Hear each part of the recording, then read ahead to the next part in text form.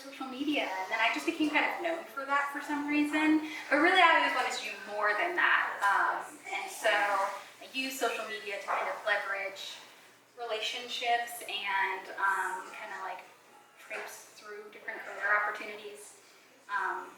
But I always thought I was going to work in nonprofits, and then Matt approached my colleague. Matt approached me, who is the I'm going to try my hardest not to make this sound like a pitch for Lobacz. Because I think that, I've never worked at another agency, so I can't say any of this is true for a different agency, not true for a different agency, but something that really drew me to Wonky Guitar is we have this ideology. We always strive for 3 for 3, which is we work with people we trust, support people we respect, and we do work we believe in. And so really moving from nonprofit into an agency that really focuses on that third pillar, which is work we can believe in, work that is meaningful, work that fills our cup, which happens to be a lot of nonprofit and philanthropic organizations, wasn't that hard of a switch. Now, the pace is a lot faster, but I get to work on more of those things that fill my cup, I guess. Gotcha. Okay. So, how would you compare, we just kind of did this, we'll do it anyway. How would you compare agency life to an in-house environment? And what do you see as the pros and cons of each? Boy, I could go on this one. Yeah. So I've done freelance, I've worked in-house, and then I've worked at agencies. And the agency that I'm with now with Fort Wayne Marketing is kind of unique, I feel like. It's a very encouraging environment. It sounds similar, but other agencies that I've been at, there's always been kind of an undercurrent of internal competition and people trying to maybe catch you in a mistake.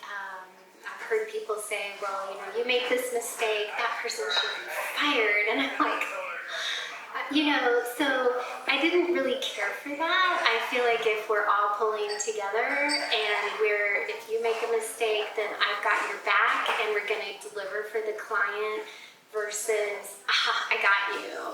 I didn't really care for that. But that was just one experience. So I know there are people from agencies here, and I'd be curious if anybody wants to comment on your experience at an agency. Well, how many people here work at an agency? If you should start there. We do, but I just want to We're just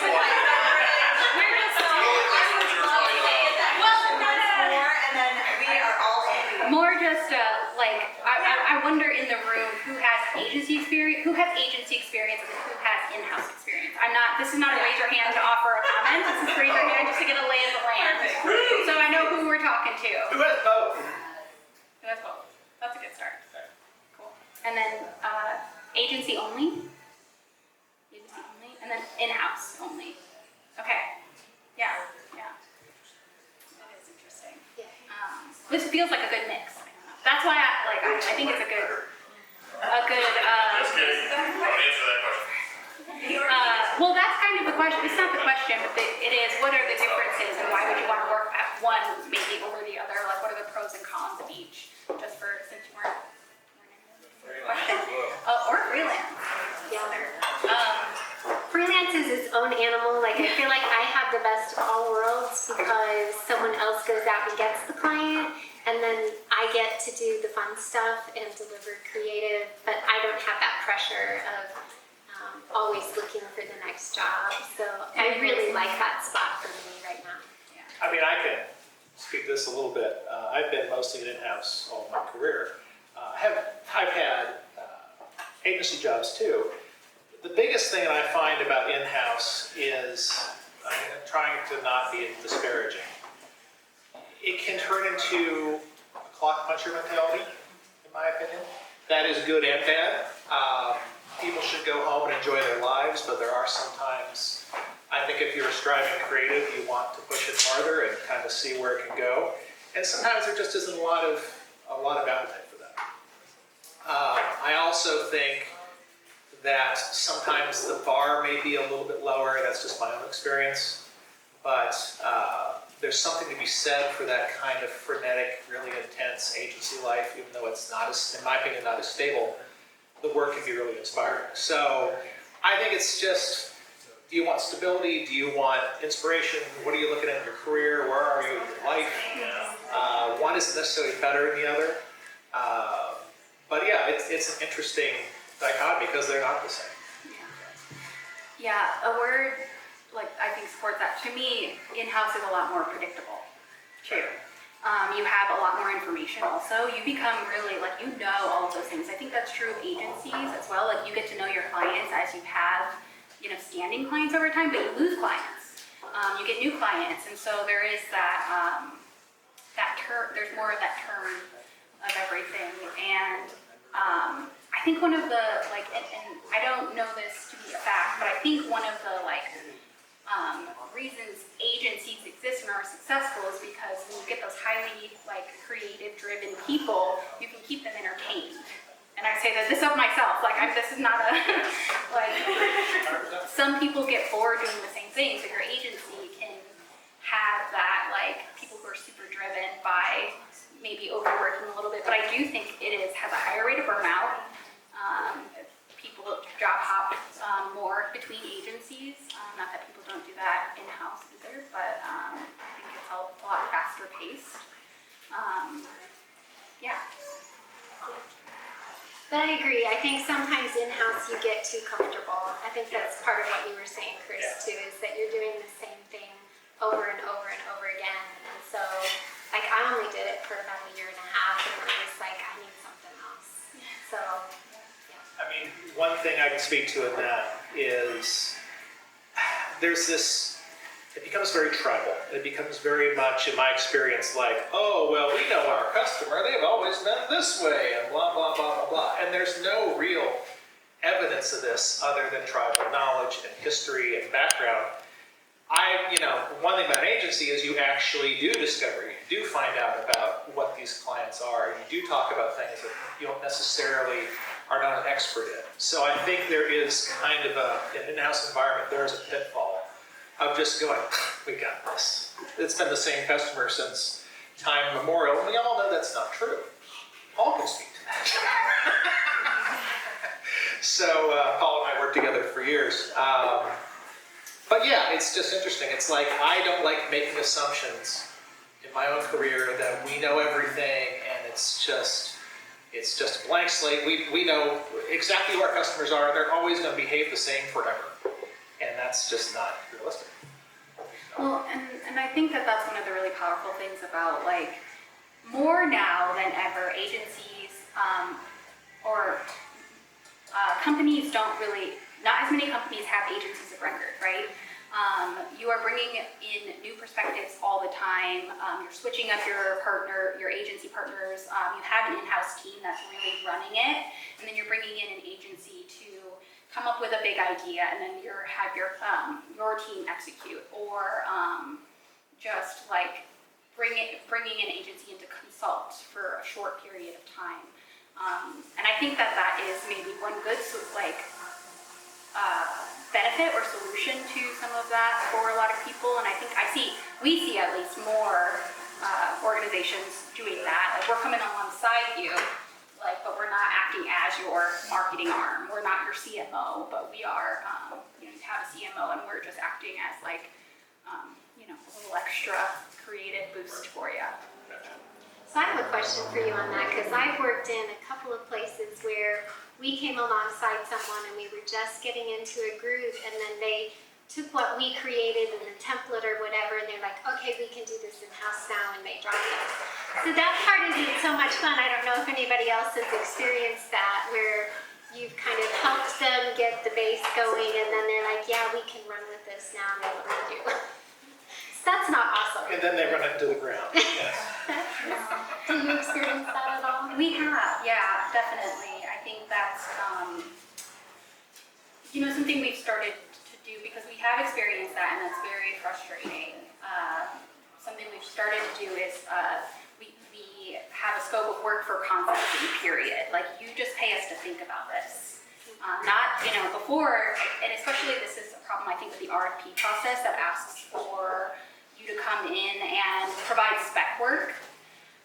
So then you put all this time into doing it, and then they choose someone else, but then they've taken some of your ideas too, even potentially. So we try not to do that if an RFP has spec work for usually like, do we think this risk is worth that?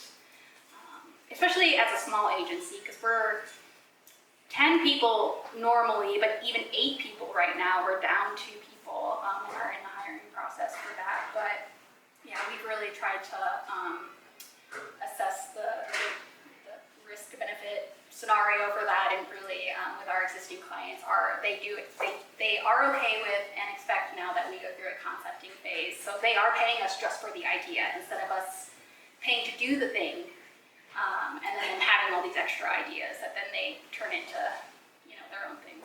So they're doing all the production and all that kind of stuff, and just extending your campaigns and that kind of stuff?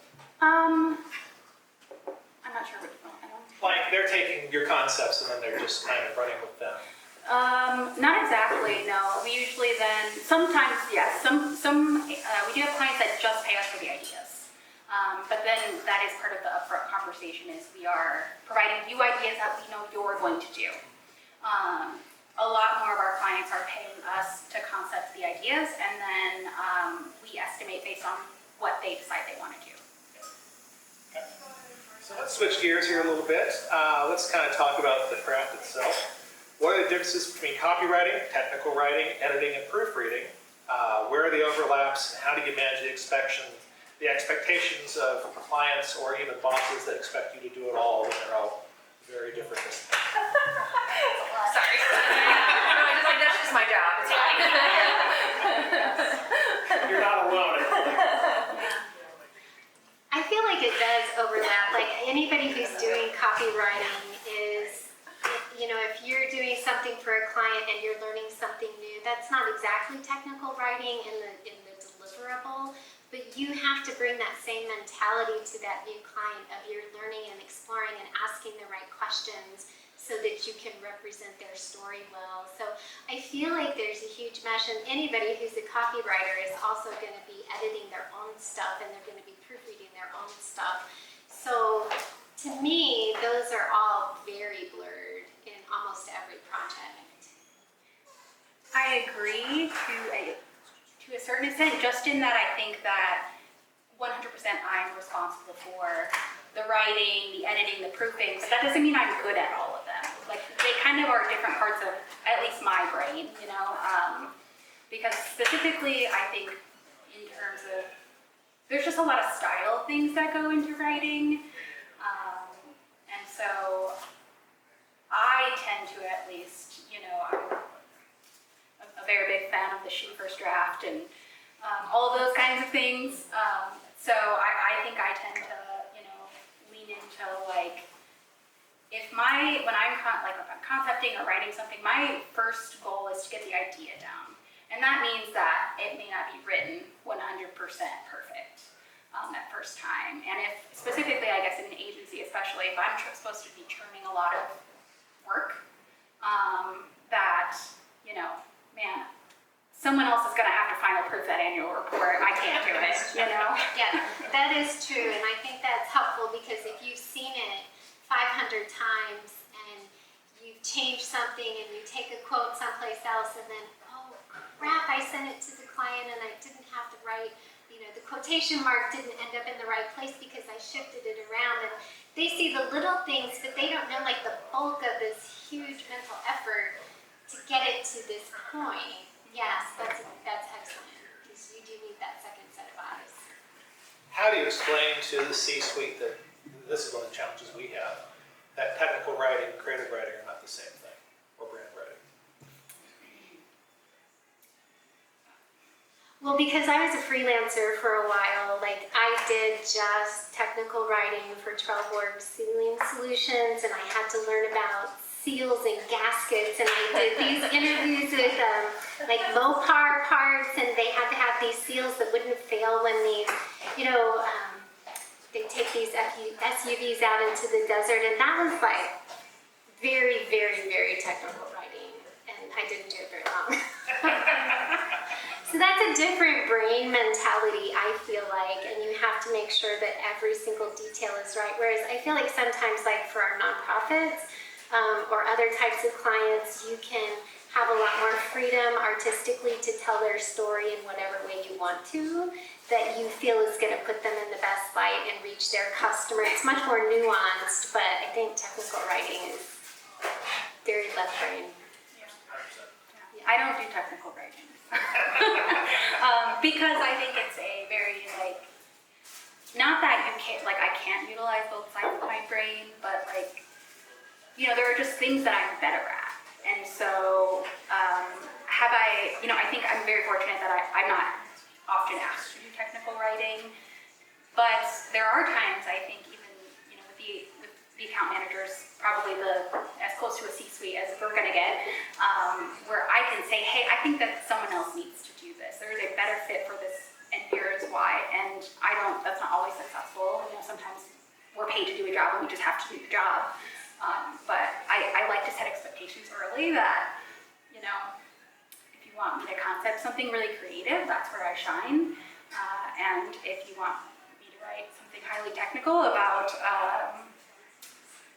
oh my God, like tooling and engineering, like I'll do it, but you shouldn't, your expectations should be different about what the result is gonna be, and the success maybe even.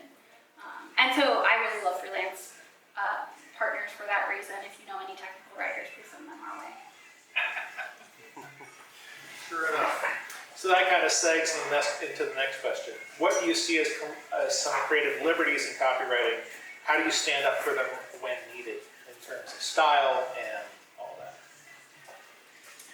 I was thinking about this question today, and I think it really comes down to me as a professional needing to give my very best and offer those years of expertise of saying, this is the kind of writing that, this is the piece, this is whatever, if it's a press release, if it's a blog post, if it's their web copy, whatever it is, and they'll have very specific ideas about what they want there, and I have to push back on them politely and give them the reason why.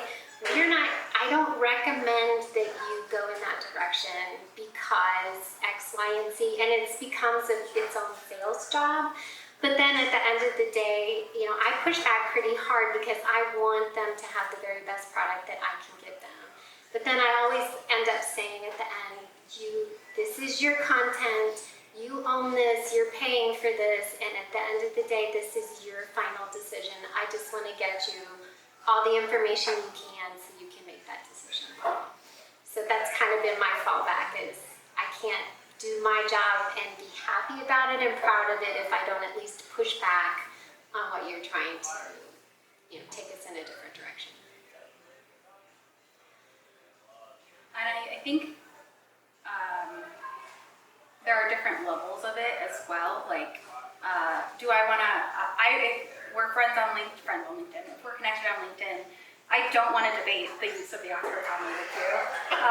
I don't want to debate a lot of, some of those really just technical things. Ultimately, like, it's a reflection of your brand. I just want it to be consistent. We're using it or we're not, I don't care.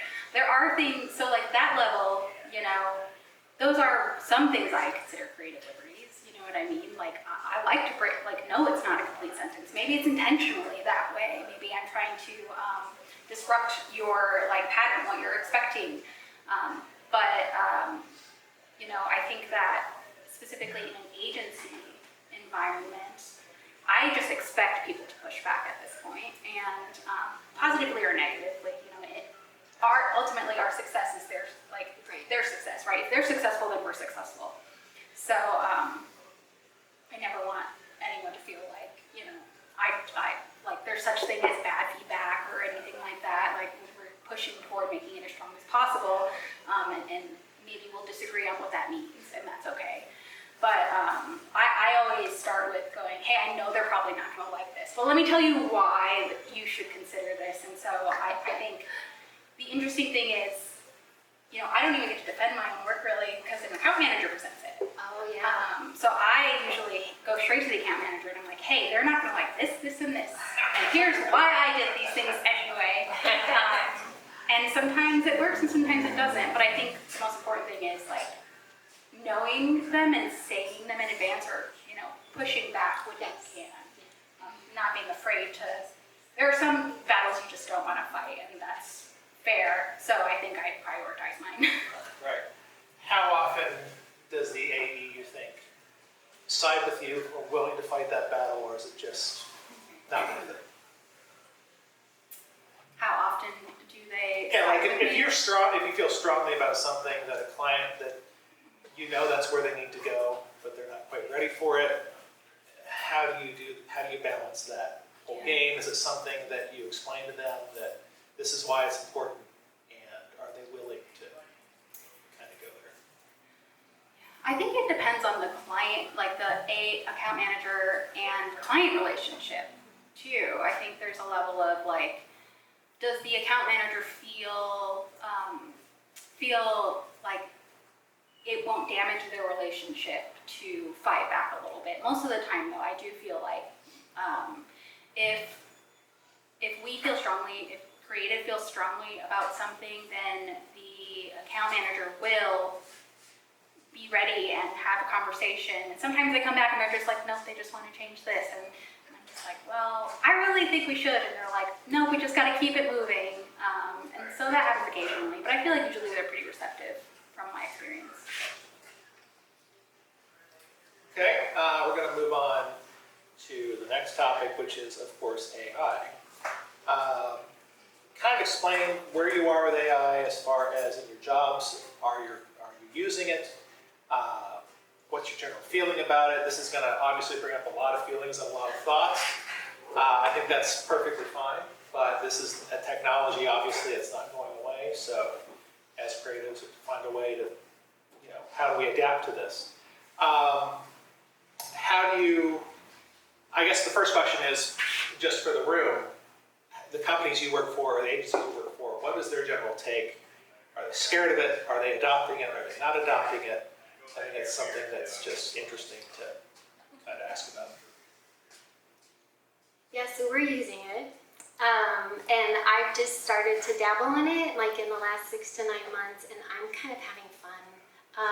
It's just interesting, and I feel like it's with anything else with new technology, what you feed it is what you're going to get back. So like if I do an interview and I need to write it up as a case study or a thought leadership blog post or whatever, my questions are going to drive what comes back from AI. And so I'll take really careful notes, or you have the transcript, and then I feed all that, and I'm like, I want this headline, I want you to focus on these 5 key points, make sure that's in here, give me subheads, take this content and give me a draft. And I love it because that's like the heavy lifting for the writing, and then I can do what I like to do, which is come back in and tweak it and add transitions and make sure we're hitting the main points and getting the hook right away, and I can craft it, like sculpt it from there. But there's so many flaws. Like sometimes it's like AI is having a good day, and some days it's not having a good day. We did a newsletter for a client that had like a kid page, and we were focusing on the sand crane and creating a coloring page, and the coloring page turned out great, and I'm like, perfect. Now I want you to create a word search puzzle.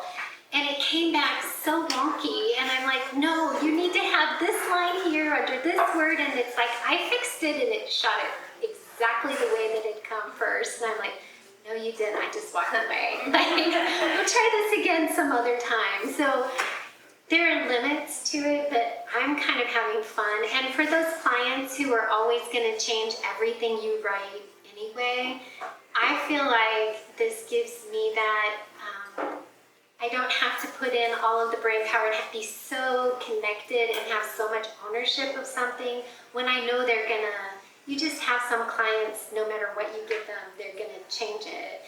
And so this way it gives me that chance to get them something that's decent, but that I'm not so invested in that it's painful when they destroy it. I guess. So that's my take. When they make edits to their own Yes, edits. yes, or they edit my grammar incorrectly. I love that. Just saying. Yeah. You guys are using it? I would not consider myself personally an early adopter of anything. start by saying that. So I would describe our company's approach to it as curious but cautious. So I think we see it as a valuable tool, and I know like Angie, my team has been to several of your talks and presentations and discussions about AI in the workplace, and we're finding ways to incorporate it in a way that I think we're trying to not let it, trying to make it do the things we don't want to do, and then letting us do the things we do want to do.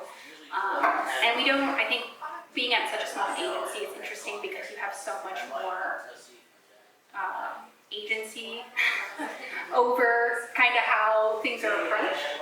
So we have an AI committee that is 3 people, and there's 8 of us. So, you know, I'm on that committee, so, you know, it's very interesting because it's a lot more, I think, hands-on. And so my personality, I think, influences, and everyone else's influences kind of our approach. But we have no formal, like, how we're using it, or we aren't using it. Everyone's kind of doing it their own way, but we are just trying to look at it through our values.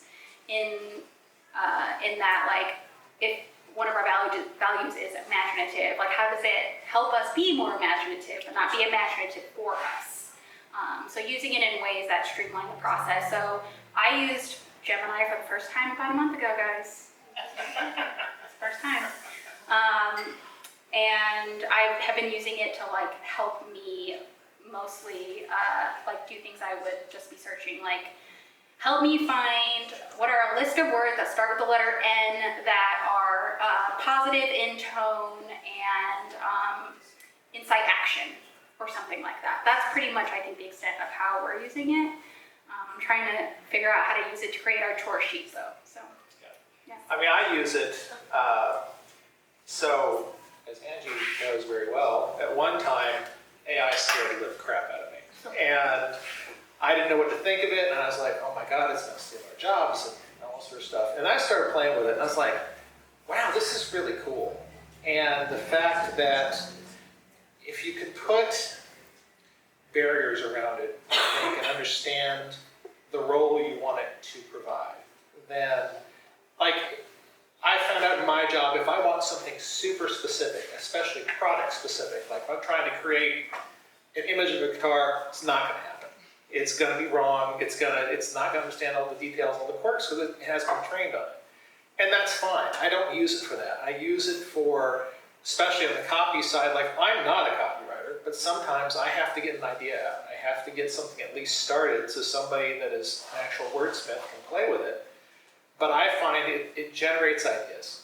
It gets me to a place, sometimes takes me to a place I would never have thought of. It kind of gets me out of my rote thinking and just like, you know, I'm also a musician, and everybody who plays guitar, they play the same licks over and over again. And this is literally the equivalent of saying, have you ever tried playing this? And you're like, oh, that's kind of cool, you know. So that's how I use it. I use it as a